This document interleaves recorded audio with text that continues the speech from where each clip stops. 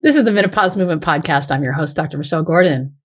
Now, here at the Menopause Movement, we've surveyed over 50,000 menopausal women.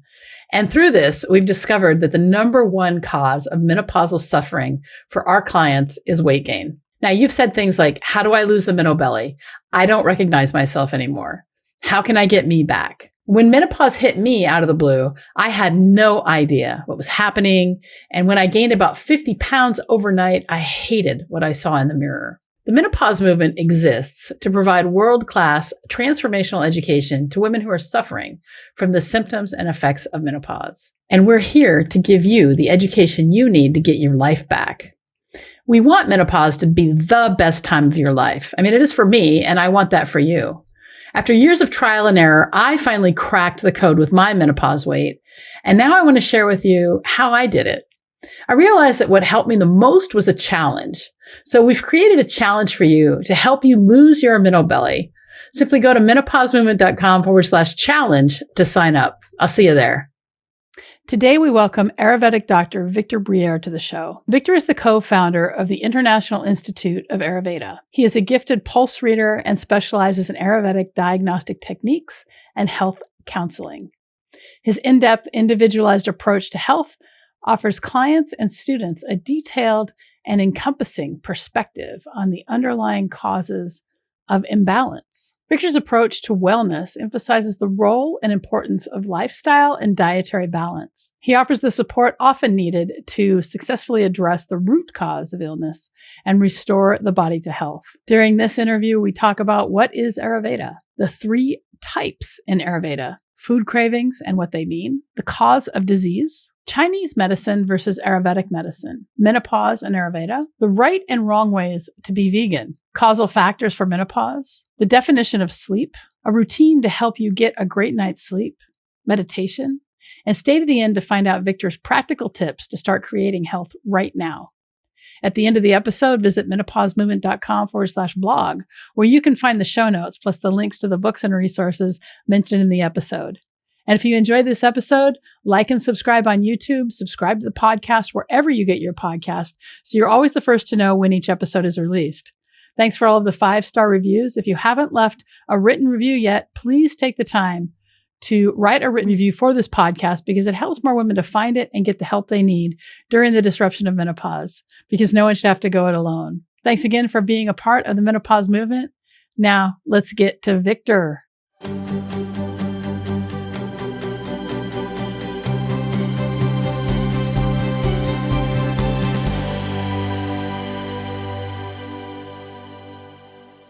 Well, Victor Briere, welcome to the Menopause Movement Podcast. I'm so excited to have you here. Thank you, Dr. Gordon. Yeah. So tell me something. So you're an Ayurvedic doctor, right? Yes. So let's just start right there. What the heck is that? I mean, we had Dr. Siri Chan Khalsa on the podcast a while ago, and we talked about food as medicine, and she's also an Ayurvedic doctor. But we kind of went into a rabbit hole of spirituality during that podcast because she's also Sikh and was raised in the South. So if you want to hear from another Ayurvedic doctor on the podcast, check out Food is Medicine with Dr. Siri Chan Khalsa. But for you, let's start with, what is Ayurvedic medicine and why was it so really cool for you to get into it? Well, Dr. Siri Chan Khalsa is absolutely right. Food is medicine. Ayurveda does a lot with food because food makes up our body. So Ayurveda says that there are basically a few things that make up our body tissues: food, water, air, and then the last one that most people don't like to consider too much is sense perceptions. So Ayurveda, that kind of gives us this hint into what Ayurveda is. Ayurveda is a holistic science par excellence. It is all about the entire being. So no one part of us operates independently from another part. Might have some autonomy, but at the end of the day, it's one entity acting as a whole. And Ayurveda tries to address that. Okay. There's 4 types. Is that right? There are technically 7 types, but there are 3 main types. Okay. So what we mean by types in Ayurveda is kind of basic body constitution motifs. So we have Vata, Pitta, Kapha. Maybe some of your listeners have heard about those, but those are 3 of these fundamental forces in nature that Ayurveda uses a lot to describe how things work in nature. including our body, because we're natural creatures. We're not separate from nature as much as we like to think we are sometimes. um, so that gives us this idea that we have this special recipe inside each and every one of our bodies that's a mixture of all three of those fundamental forces, and then we get our unique constitution. So for example, my unique constitution is very high in pitta, secondarily, and kind of almost evenly, but secondarily kapha and vata. But that's going to be different for everyone. And Ayurveda says, don't treat everyone the same when it comes to health. If you have a different basic constitution, you need a different diet, you need different sense perceptions, you need to do different activities to remain in balance. Yeah. So I think that's really interesting. And I went to, so several years ago, I went down to Parrot Key, which is a resort in Turks and Caicos. And they had an Ayurvedic doctor there. And so she, we spent a lot of time with her. And she said I was primarily pitta and that I shouldn't eat anything spicy. And I laughed at that because I love spicy food. And I was like, and like not red meat or something. And these are things that I thrive on. And so it's interesting because for me as not only a traditionally trained doctor in America, but to hear that something that I really enjoy was something I shouldn't have. I mean, how do you balance that? Yeah, it's something that comes up all the time. And of course, Ayurveda says a lot about it in the old texts. When we're out of balance in some way, we tend to crave what will keep us out of balance. But when we're back in balance, most of those cravings, I won't say all of them, most of them go away. We don't crave the same things we crave when we're out of balance. So you could take plenty of examples. Take someone who has an imbalance with kind of like a more traditionally considered addictive habit. I crave alcohol. I really want alcohol. I feel good when I drink alcohol. Mm. It's a craving, but no one in the right mind would say, oh yeah, well, that's good for your body.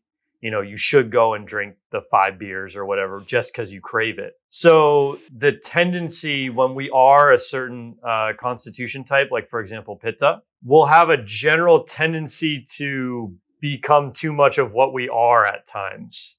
So pittas like to work. They like to work hard, play hard, do everything in extremes.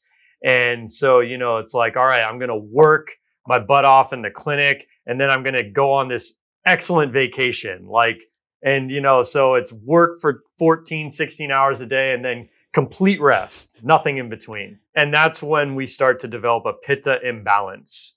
And that might feel good to us for a time while we're enjoying the, super intense focus at work and then the complete relaxation and the vacation. But the reality that it does to our bodies over a long span of time tends to create health issues. And that's where we got to balance out our cravings by learning how to curb our temporary cravings so that we could have long-term satiation. That's really good. So cravings, one of the things that I've noticed, and we've found this to be true in a lot of the women that we work with, is that let's say you have a sugar craving, for example, right? Yeah. So sugar is something that we tend to crave, I think, and we eat way too much of it in America. I think it's 77 pounds per person per year now. And it's in everything. When they took fat out of stuff, they added sugar. Right. They of the shadowy council, yeah. So what we found is that when you choose to eat more healthy protein, then your sugar cravings will really decrease. And by healthy protein, I mean, I'm talking about animal flesh probably more than anything else. And I think that Ayurveda is more on the side of vegetarian veganism, but that's just something that I've found and that my clients have found, that when they eat more healthy protein, they're going to have a lot fewer cravings, especially of things like sugar. Yeah. So take a sugar craving, for example, and whenever we do have a craving, it means that somewhere in our pathology of imbalance, somewhere on that ladder, there is a lack, there's a need for something. we may not be able to resolve that lack just by tuning into what we feel like having in the moment, but we should recognize that there is a lack of something, and that's why the craving exists. Or an abundance of something. There's too much of something else. Yeah. Could go either way. No, that's so really sugar's classic. I mean, it's the big one. It's when we have a sugar craving, it's more addictive than most drugs. So there are a few things I'd like to say about that. One is, yes, I completely agree with you. It could definitely be a protein deficiency. I also would like to say I personally am a vegan. The Ayurvedic way of looking at it is not, there actually are appropriate uses for animal protein in Ayurveda. They're typically used medicinally. Back to like what Dr. Khalsa said is that, food is medicine. So for example, I have a client right now who's severely emaciated. I'm definitely going to give that client animal protein, but actually not for the protein. It's for other reasons. Some of the highest sources of protein are plant-based. And as long as you're getting that protein, you're good. Doesn't matter if it comes from an animal or a plant in that sense, in the protein count sense. Mm-hmm. But Ayurveda is going to shy away from thinking of foods just as their nutritional numbers. So Ayurveda looks at the qualities the food possesses. So not all protein is created equal. Protein from peanuts is different from protein from pumpkin seeds. They have different effects on the body. And the idea that we could just say, okay, how many calories does this have? How many grams of protein? What's the grams of sugar and iron and A, B, C, D, E, F, G? That's not going to give you a whole picture of what that does to your body. And it doesn't account for how your body deals with it. So it says, oh, what's the nutrition? Let me eat that and I'll get that. That's not true if you've got a digestive issue. You're not going to get what's on the box just by putting it in your mouth and swallowing. So I always like to illuminate that there's a lot more to the story than nutritional fact sheets. Yeah. I mean, I think when it comes to nutrition, just like, we say this all the time in the menopause movement, when it comes to managing menopause, there's no one size fits all answer. And I think the same thing is true when it comes to nutrition, especially because we are all made of unique DNA, and DNA, of course, codes for our proteins. And so it's a different way of looking at it, but each person is so unique, and what may work for me may not work for you. And I think that's the beauty of being human. Yeah, the beauty of being human and the art of medicine, right? A good doctor is one who could say, hey, you're unique and let's figure it out for you, because it's not going to be, of course, there are going to be general themes, but it's not going to be exactly the same. Right. The other thing I really think is super important when it comes to cravings, especially sugar, is that last part of Ayurveda about what makes your body, which is your sense perceptions. And sugar cravings are highly based on our psychological states. Mm-hmm. And that's not to say that the psychological state is distinct from the body state. I mean, you know it as well as I do, the vagus nerve and the sympathetic autonomic nervous system responds to our mental states. I mean, like immediately. And sugar is an extremely powerful mood regulator. I mean, it will change how you feel in your body in 2 seconds. Yeah. And so when we try and self-regulate from a state of stress to a state of calm, sugar is very effective. Yeah. I mean, but in the short term. Yeah, I think we also have to look at, you talked about psychological triggers and food triggers. And I think it's really important for us to really evaluate our relationship with food and how food was used as some sort of reward when we were children. Food is often used as a reward, and what that does is that can skew our relationship with food as we grow up and into adulthood. And when we start to feel bad, we reach for that reward that was maybe a lollipop or ice cream or something sweet. And oftentimes we don't actually see the psychological side of that. That is more, that child that maybe needs to be addressed, and maybe that child is running that part of our lives. And so I think it's super important. I tell this story about how my dad introduced me to potatoes, and he was cooking one day and I was sitting on the counter and he's like, here, try this. It's just a raw potato with salt on it. And I was like, oh, that's not bad, And then, he was a chips eater. And so whenever I miss my dad, I find myself craving potato chips.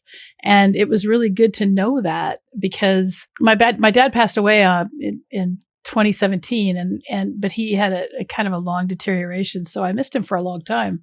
And in order to deal with my grief, it was really important for me to recognize what those chip cravings were, and now I almost never eat them. Yeah, I mean that nails it, right? It's food is not just food. That's why we have to look at ourselves as a whole, because we all like to think consciously that we're making choices based on nutrition. But the reality is most of our food choices are tied into our emotional states and how we feel in any given moment. Yeah. And that should be honored and worked with. I don't think it can be ignored. Right. We have to pay attention to that. So getting back to Ayurveda, let's talk a little bit about the difference between an Ayurvedic doctor and, say, an MD or a DO. Where do you want to start? I got well, then, why don't we do this? Instead of that, why don't you tell us so what happens when a patient comes to see you? So how do you treat somebody, and what are the steps that they go through when they come to see you? All right. So the first step would be, most cases, do an initial consultation. So they would come in, or these days Zoom in. Yeah. And we would talk for about 45 minutes to an hour. A lot of stuff's going to look the same. Like you fill out a health history, so on and so forth. So you come in, and basically the consultation starts the moment you actually schedule, because the way in which you go through the scheduling process actually reveals a lot about your constitution and your psychological state and what you're looking for and what you need. So some people, they don't want to talk to me. They just want to click a button and schedule the appointment. Okay, that says something. Nothing's good or bad. It's information. And then other people, they want to have an email exchange 5-6 times, get on the phone, make sure, so on and so forth. So that's starting to the communication starts then. What's going on? What does this person need? And how are they going to get helped? And then they walk into the office. How they walk into the office matters. What they look like matters. Are they standing tall? Are they sad? Are they happy? All that stuff. They sit down in the chair and we start to talk. In that conversation, we're going to look at we're going to do some vitals, blood pressure, the usual thing. But what's kind of different with Ayurveda, or someone like me at least, is I'll read your pulses Ayurvedically. Mm-hmm.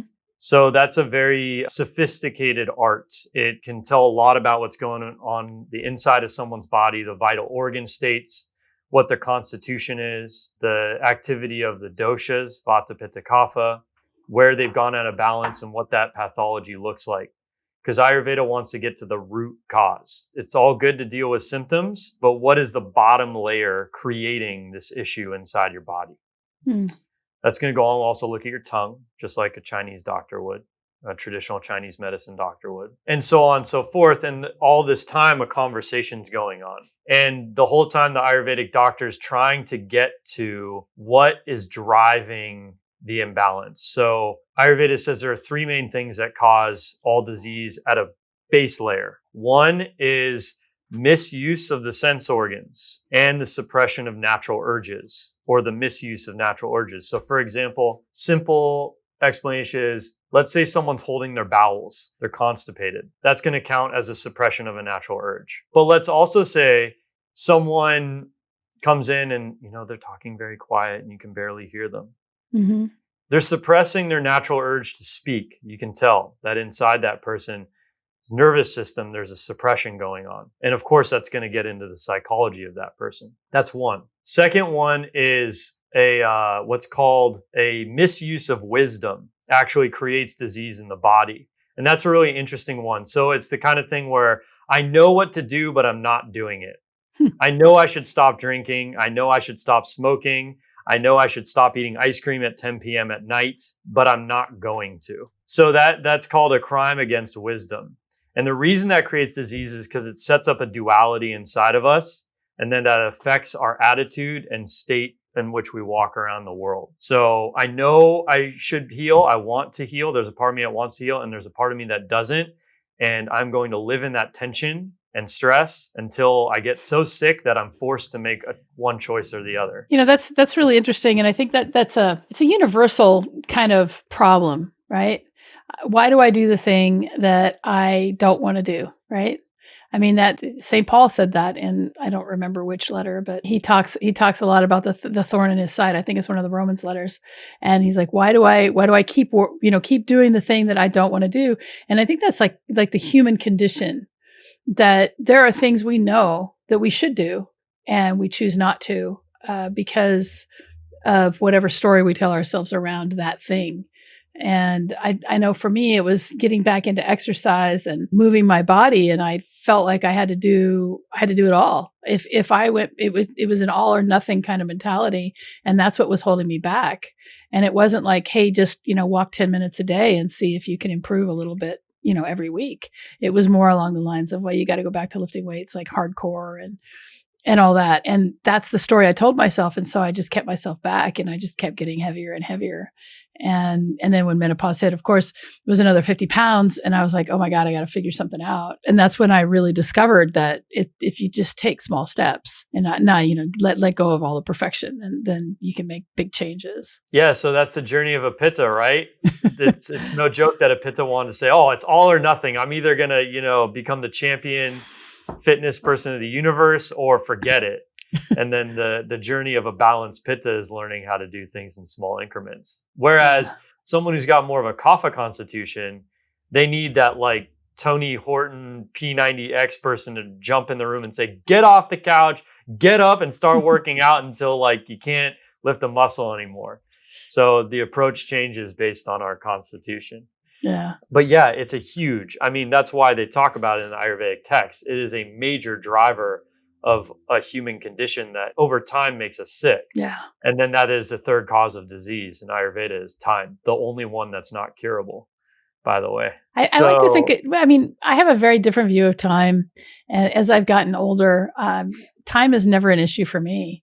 I just do what I can with whatever time I have, because, it's so arbitrary and such a made up construct.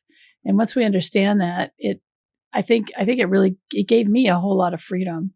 It's like, okay, well, this has to go live at this time. So how can I be ready for it? Or what can I get done in this time that I have? And I'll just do the best and then fix it along the way. But it has really, especially outside of surgery. So, surgeon by trade, and, in surgery, you never worry about the time that's passing. It's always about, what's right in front of you. That was what was the greatest part about being a surgeon, was that the requirement of being present in the moment all the time at a high level. That was pretty awesome. Yeah, certainly keep you focused. That's for sure. Yeah. And it's been interesting as I've transitioned out of medicine since I think July last year was the end of it for me when I completely retired, and to move into taking the best parts of the excellence that I learned, the high performing, into these new skills that I've had as we build the menopause movement. It's been really fun, and it's also been interesting to step back and take a look at it as I change, as I become more of whoever it is I'm supposed to be, and release. There's so much releasing going on. So, okay. So you look at people's tongues, you check their pulses, and I've been to Chinese doctors. They do the same thing. So how is it different then? Chinese medicine and Ayurveda share the same roots. Okay. There are a lot of similarities. The big difference is Chinese medicine evolved in a different way, especially in the West, right? We kind of use acupuncturists as synonymous with a traditional Chinese medicine doctor, which is unfair, really. Acupuncture is one small part of traditional Chinese medicine. Yeah. But they evolved from the same roots. And so the basic philosophy is the same in Chinese medicine and Ayurveda. But an Ayurvedic doctor is going to give you different herbs. They're probably going to have some different food suggestions. And there is a slightly different way of looking at the whole picture. And, so a lot of the Ayurvedic therapies are very unique. So if listener hasn't experienced an Ayurvedic therapy before, they're wonderful. Most of them, not all of them, most of them are very blissful. Some of them are quite challenging to receive, but those are only done in very specific cases. So a lot of Ayurvedic therapies use these herbal oils that completely, most traditional Ayurvedic therapy is called an abhyanga, which is an oil massage with a specialized herbal oil that's selected for your body. And then you get 2 massage therapists massaging you in sync, one on the left and one on the right for the entire massage. And that sounds wonderful, right? I mean, who doesn't want that? But there's a very specific purpose for that. Is it really sends you into your parasympathetic nervous system. When that synchronicity is happening in your body, it has a very potent effect on your neurology and your state of mind. And then in that state, you start to heal a lot faster than if you are trying to heal by running around Los Angeles in traffic while taking, a protein supplement and hoping that you can make it to work on time. Yeah. You're not going to heal in those conditions. So the idea is that you intentionally place yourself in a healing space and you allow others to help you enter a healing space. And then your healing starts to really happen. Your body starts to balance itself out. The body's always seeking balance from the day you're born till the day you die. Yeah, that's the role of homeostasis. And yeah. I think that's I've had those treatments. I had a couple times when I was at that resort, and one of them that I'll always remember was just this pouring of oil right here, and just the feeling of kind of floating. That was pretty cool. You still have to get vulnerable. I mean, I was naked, and so it's like it is a little bit vulnerable. So yeah, that's called Shirodara, and that's actually a wonderful therapy specifically for people suffering from some hormonal issues going through menopause. Yeah, it's a constant flow of oil with this special like copper turnip that hangs above your head, and it goes back and forth, and it really affects your pituitary function, which if anyone knows about the pituitary, it obviously has a huge effect on our hormone levels and thyroid and on and on and on. I mean, go down the list, right? So yeah, a lot of these Ayurvedic therapies, they on the surface, it's like, oh, oil, but actually there's a very deep wisdom and impact that they have. And when done in certain combinations, in certain time frames with the right, pushing the right buttons, they can have a huge effect. Yeah. And so just so I understand, where did you learn Ayurvedic medicine? Did you go to Kerala or? I went to, so there's a Ayurvedic school in the United States called Kerala Ayurveda Academy. What was that? 11 years ago. It's looking very different now than it is than it is now. Yeah, Ayurveda is becoming hugely popular. Like within the past 5 years, it's just exploding. So when I started, there was not even an Ayurvedic doctor in the United States. Now there is. So I'm an Ayurvedic doctor, but I started off my career as an Ayurvedic practitioner, and that was it. You couldn't go beyond that. Now it's a 4-year program or 5-year program or something like that. But I did actually go to India. I've been to India multiple times. I trained in Kerala, which is southern India. Yeah. And Pune, which is near Mumbai. And it's like in Western medicine, you're learning forever. You're training forever. I have like, 2 or 3 major mentors that I meet with constantly, and it's just ongoing. Sure. And did you learn Sanskrit? I picked up a lot of Sanskrit, but no, I did not formally learn the Sanskrit language. Not my forte in Ayurveda. I spent my time learning pulses instead. I got it. Yeah. So my understanding is that Ayurveda comes from Kerala, India, southwestern India, and that's the birthplace of Ayurveda. And I really want to go there, but right now we can't go anywhere. Yeah, I probably wouldn't go there right now. But if you do decide to go there, I could recommend a few places for you. Yeah. No, it's going to be, it's going to be so long before we can travel. We have to turn COVID into the flu before we can do that. So right. So when it comes to so menopause, I mean, I know from my friends who are Chinese medicine practitioners, there was no word in Chinese for menopause for years until recently. And so with menopause being as disruptive as it is, we know that what we choose to put in our mouths and what's available now, because especially in America with everything being corporate food, we put food in quotes. Yes, it's a lot of disruption of hormone production especially because of seed oils. And if you want to know more about seed oils, make sure you check out I did a podcast with Dr. Kate Shanahan, who is big on the seed oil thing. So I did 2 with her. So check those out. But so menopause was never, I think, an issue until we started having this disruption of our food supply. And so what does Ayurveda say about menopause? A lot. And yeah, thank you for bringing some of that stuff up. It was a big deal in Ayurvedic medicine, even 5,000+ years ago, and just honored as a natural transition life. And so for the most part, it is not described as the way it happens now. So of course, there were issues that arise during menopause because during any transformation, major transformation a body goes through, we lose our homeostasis temporarily and in a multitude of ways. And the body is supposed to be able to adapt to that, but there can be problems in that adaptation when it's rebalancing. So there, late menopause, early menopause, some weight gain or sleep issues or hormonal issues, or you name it. I mean, the list goes on. And so many of those are described in the Ayurvedic texts, but they are way more intense now than they used to be. I mean, the description of a healthy menopause in Ayurveda is that basically, sometime in your 50s, maybe early 60s, you go through menopause. A woman goes through menopause, and she should not gain a bunch of weight. She should not dry out. She should not experience hot flashes. It should be a very gentle transition, and that's about it. How many of us wish that was true for us? Yeah, which is obviously not what's happening now. And yes, I completely agree with you. So much of it is based on, one, our food choices, but two, it's not just a choice. I mean, the options that are presented to us that are easily accessible, it's really getting worse. I mean, it's bad. Mm-hmm. I personally, and this isn't even perfect, but stay away from packaged food. Yeah, well, for the most part. And well, the other thing is I think there's a lot of danger actually in veganism, because people think that they're eating foods that are good for them because they are not made with animal products, but they're eating vegan cheese, which is made primarily from vegetable oil.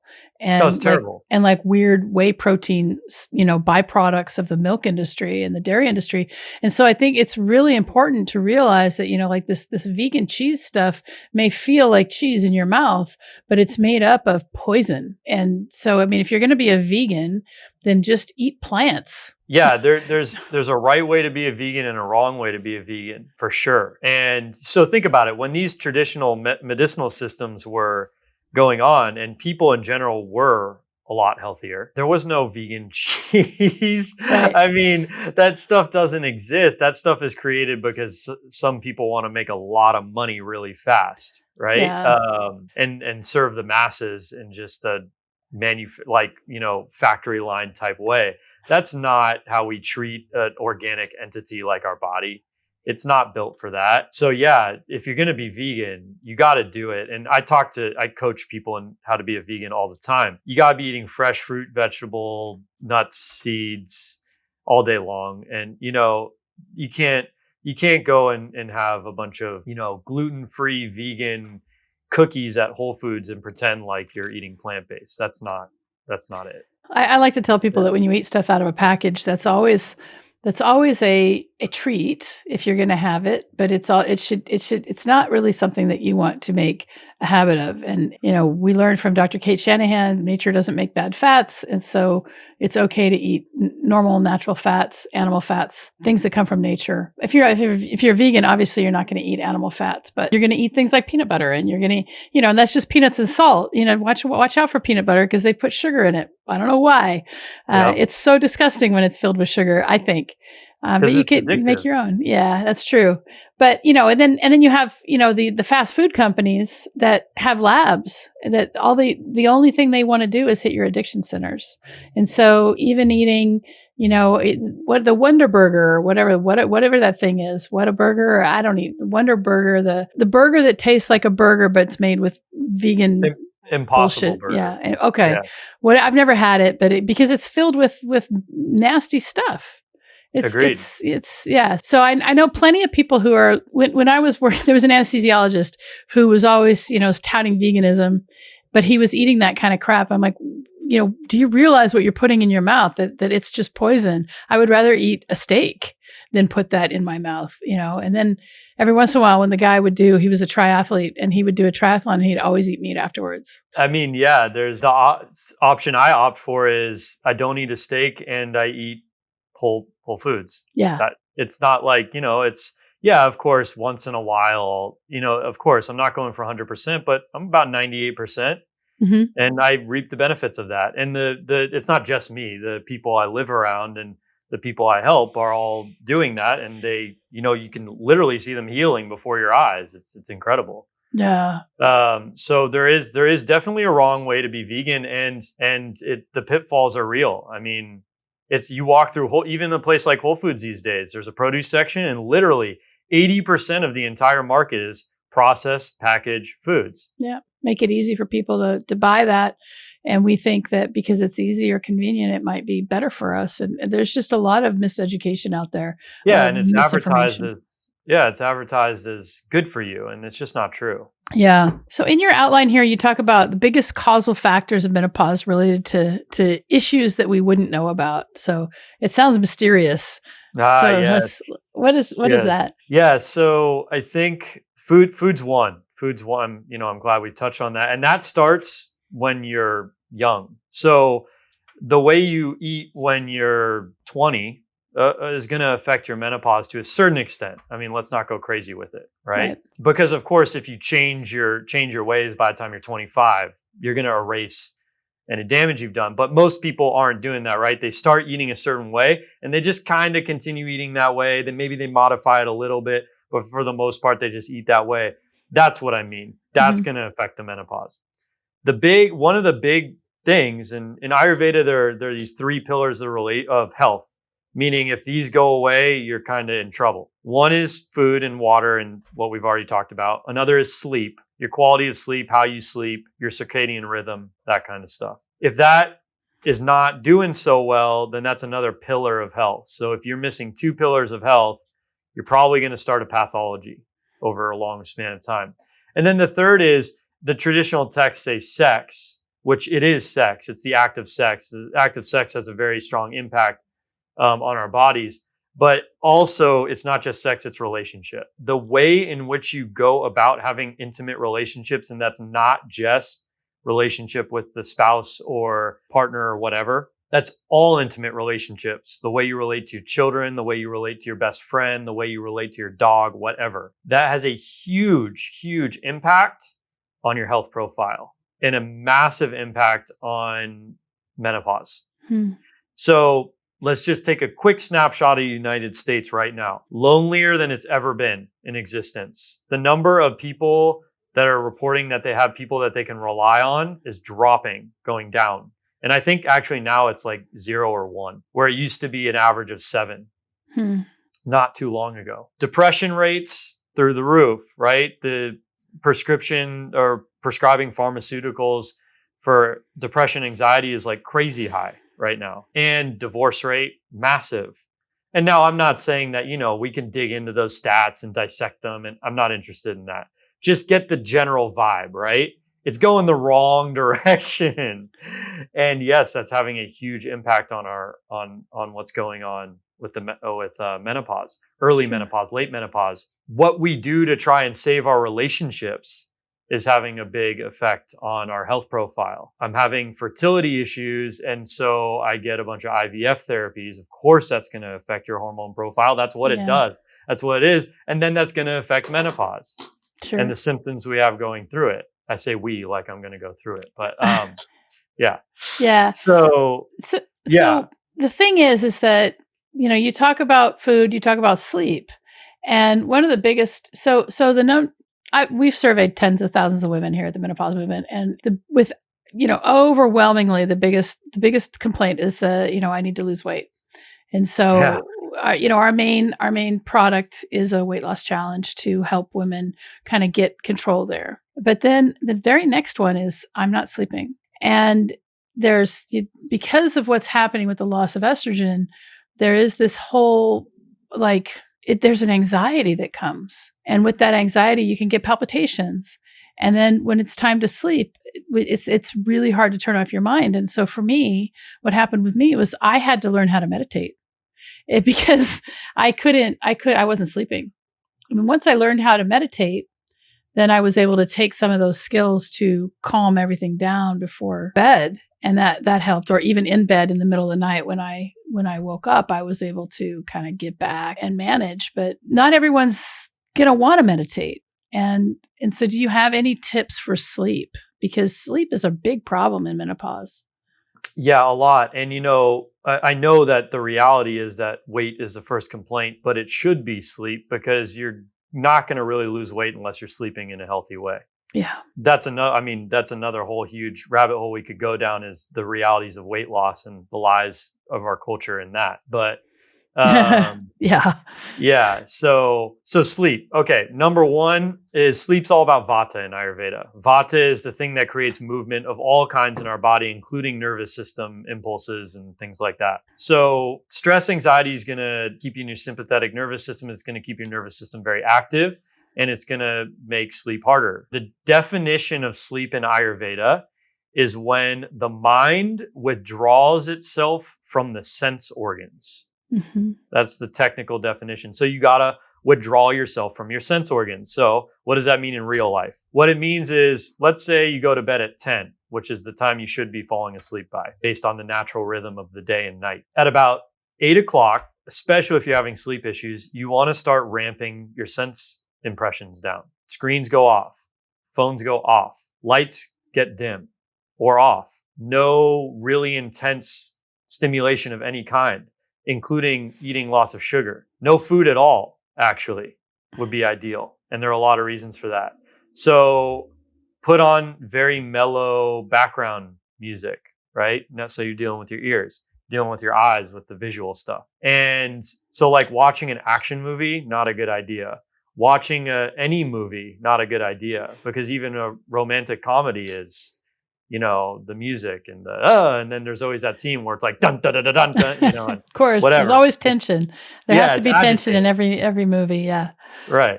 So we've dealt with the taste, right? We're not going to eat any food. We've dealt with the ears. We've dealt with the eyes, and now touch. Get in a bath, right? Get a massage from a partner if you're fortunate enough to be in that position. Give yourself a massage. And there's a beautiful Ayurvedic way of doing that. Have beautiful aromas that you place around. So all that stuff actually has a really big effect on our nervous system. And it's telling your nervous system, especially if you do it day after day, you start to train your body. It's telling your nervous system, calm down, ramp down, start producing melatonin. And then finally you slip into bed. Hopefully you're nice and calm, your body's relaxed, and then your mind withdraws from your sense organs very easily. If you look over at the clock and it's midnight and you just finished, whatever, a Netflix series or whatever, and you're all charged up and you say, oh crap, I got to get up in 5 hours for work. And you get that feeling inside and you run and you go into bed and you're all stressed out because now you're not going to be able to sleep and you're anticipating tomorrow being just like miserable. Your nervous system is not going to ramp down. Your mind's not going to withdraw from the sense organs. Yeah. Yeah. That's really interesting because I follow this guy, Paramahansa Yogananda, and do you know who he is? Yeah, definitely. Yeah. Okay. So he really brought Eastern medicine or Eastern religion to the Western world back in 1920. And he really started a whole lot of pretty interesting stuff. But he talks about how when you do your meditation right, you're withdrawing from the senses. Exactly. I've never been able to do that. He says, well, you're going to withdraw from the 5 telephone senses. I'm like, what? I mean, there's a special way of breathing and it's just after a while, it was like, nothing's happening. I'm not going to keep doing this. It's weird. But I suppose it's just a practice like anything else. Well, meditation is a big deal, right? I mean, people spend their whole lives mastering meditation, but I can say there are 2 gateways to meditation that most yoga practices, and I'm not talking about core power yoga at the gym or something like that, actual yoga practices, right? Like the one you're engaged with, right? Yoga is really breathing, but yeah. Yeah. Yes. Thank you. Pranayama, right? Breath practice. Yeah. And there's a really cool thing about that. So the autonomic nervous system, which I'm harping on, is automatic. It's auto, and it controls heart rate, breath rate, all that stuff. But we have conscious control of our breath as well. So the breath is a bridge between nervous systems, and you can pretty directly affect your autonomic nervous system pretty intensely with breathing practices. Yes. So training your body to respond to your conscious breath is fundamental for self-control or self-regulation, or whatever words we want to use. And it's, I mean, if like someone's interested in being healthy or getting balanced, I don't see a real way to do it without taking on a breath practice. Yeah, I think that's really good. There's a book recently that was published by James Nestor called Breath. And we talk a lot. I actually talked with one of my colleagues from medical school, Dr. Michelle Veneziano. She's up by where you are. She's somewhere near Santa Rosa. And we talked about the healing power of the tongue and how putting the tongue in certain places can really heal yourself, and understanding certain types of breathing. For a long time I was taping my mouth shut at night, and then I stopped. So, but I did find that I was getting up less to go to the bathroom and things like that. And so that book, Breath by James Nestor, is pretty good. Have you read that one? I have it on my shelf right now. Yeah. Yeah. It's wonderful. Yeah. I mean, the funny thing about this is all these techniques have been around for a really, really, really, really long time. I mean, really long. And the knowledge is there. And it's great. Like a book like Breath, it's great. Get it, read it, all that stuff, right?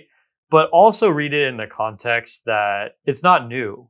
Just because there have been studies done on it now, it doesn't mean that it wasn't wisdom before. Yeah. And real. And yeah. And so I think that's great, because what that means is like you have all these places you can get this information now. And there are so many roads to it. And it's there, it's waiting for you, and it's your birthright. I mean, it's like you don't have to live in the fast food world. And the more people who stop, the more other things will be created that replace that. Yeah, I think that's really good. And remember that medicine's been around for a long time. And, healing, it was always healing. It was the medicine man, the medicine woman, the shaman, the healer. And something happened in, I would say, the Industrial Revolution, where we rejected almost everything spiritual, and maybe the Enlightenment, if you go way back, but we rejected the spiritual side of healing and said, well, it has to be evidence-based. And so it's almost like what we're teaching now in, teaching our medical students and teaching, anybody who does healthcare, that it has to be evidence-based, that it's like rejecting a whole part of us. That's how I see it. Yeah. I mean, said beautifully. And even that is funky how it gets said, that evidence-based. Well, what they mean is I need a certain type of study that's this double blind. That's a very specific way of knowing something, which is great, but it's not the only way of knowing something. I mean, you want evidence, experience it for yourself. Go ahead. I mean, all listeners can sit down tonight and take 10 truly deep, calm, slow breaths. Yeah. There's your evidence. See what happens. I promise you something's going to happen. Yeah, I teach this thing we call it the pause.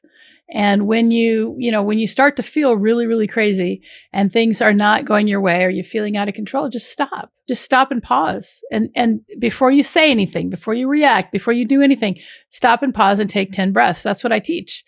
And it's helped me so much, because I used to just always react all the time. And just discovering how to control my reactions has been, I was always the one to just like blurt out something. I had zero filter. And I still don't have much of a filter. I will say that, but I'm better. I actually do think about things before I say them now. They don't just come out. I have a little bit more self-control. And that was an interesting lesson for me. And I didn't learn it until I was, well into my adulthood. So we don't have much time left. And so I want to know, why don't you talk about a few practical tips that we can start doing today to create more health in our lives? Yeah, absolutely. They're my top 3 that I always like to pass out if someone's like, okay, just, because I get asked this question, just don't do the whole workup on me. Just give me like the most important things, which obviously is not the Ayurvedic approach, but hey, I get it. It's the American approach. Yeah, the American approach. How can I get really healthy without having to do anything? Right on. Yeah. So number one, don't eat after 6 p.m. There are a lot of reasons for that. The digestive process, going to sleep, all that stuff. It takes up so much of our energy, and most of our rejuvenation happens during sleep. Most of our hormone balancing happens during sleep. Sleep is like our body's time to repair. Okay. But I just have to say that, have you ever been to Europe? Dinner is at like 10 have p.m. been to Europe many times. Yes. And they don't suffer. I mean, even, when you go to France, right, and they have their meals and they spend hours over their meals because it's just a time to be with people and pleasure. And then you have, in Spain where dinner isn't until 10 or 11 p.m. at night. How do you balance that? Easily. That's one factor. There are about 5,000 factors in your health. Okay. So, but you touched on a few of them, right? So Americans do pretty much everything wrong. Eat late, eat heavy, eat fast, don't communicate with each other, don't enjoy long meals where they're around family and friends and they're, like all that stuff. Eat in front of the TV, fast, frozen, So I would rather you eat dinner at 9 p.m. in Spain, surrounded by loved ones, while eating a very light meal, because they don't always eat super heavy late at night, right?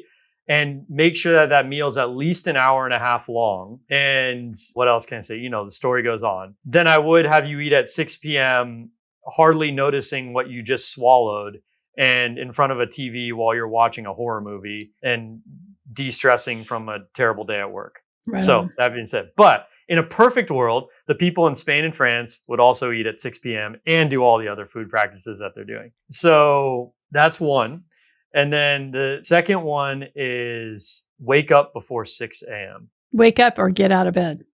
Out of bed. Okay. Out of bed. Why is that? It's for circadian rhythm. So out of bed right before sunrise, basically. And then immediately start a yoga practice, Tai Chi practice, whatever, breathing practice, exercise practice, but not like crazy extreme, blow your skeletal system apart exercise practice. Something that's actually balancing for your body, whatever that is. And of course, there are ways to find that out. And then the third one I like to say is sip on hot water all throughout the day. Keeps your metabolism going. It helps your system cleanse. Not room temperature and not cold. Room temperature is okay. Hot water is better. Cold is out. The body has to heat that up. Yeah. The body has to heat that up, and then it also cold contracts. Yeah. And it does. That's its action. So yeah. Right. And cold does not have the same properties of upper GI cleansing that hot water does. Well, those are great tips. We all need. Yeah, for sure. Yeah. Well, thanks so much for being a part of the menopause movement today. Was there anything else you were hoping to share with the audience? Oh man, we could go on forever, but I think we have to have a stopping point, right? Yeah. Where can people find you? You can find me easily through my website. I'm with the International Institute of Ayurveda. Okay. And so the website's www.iiayurveda.com. All right. Well, thanks so much again. And I hope to have you back to talk a little bit more about hormones and menopause. Anytime. Happy to do it. All right. Thanks so much. Did you know that menopause is not a medical condition? Most doctors don't know this either. I like to say that menopause is the privilege of a long life. And to really take hold of our lives in menopause, we have to unlearn what society and the medical establishment has told us about menopause. This is why I've created this brand new course called Understanding Your Hormones and Managing Your Menopause. I want to show you how you can get on top of your menopause right now so that you can start to see it as the best time of your life. Now, this course is valued at $500 and is in the beta testing phase. And we're currently accepting applications for women to test it out for us at no charge in exchange for feedback and testimonials.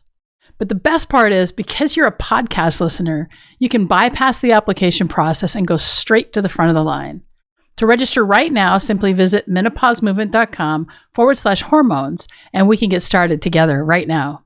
Remember, you can get started right now at no charge to you in exchange for feedback and testimonials when you go to menopausemovement.com/hormones. And I'll see you inside the course. Thanks so much for being a part of the menopause movement.